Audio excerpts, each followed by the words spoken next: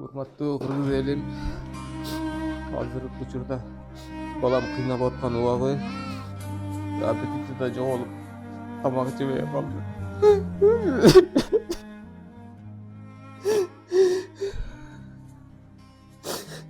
Bunu ele kalsaydı kıynaladı kesin.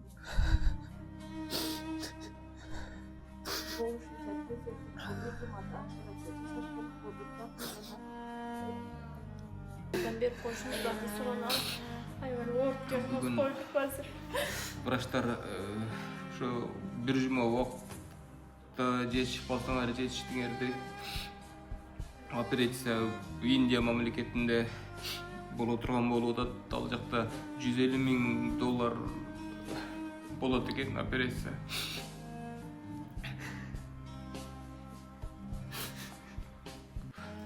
Операция дегенде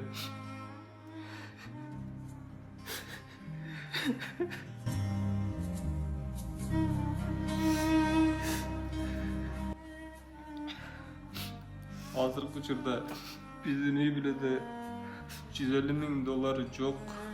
Биз болгон акчаны ушул 4 айдын ичинде уже коротуп бүттүк.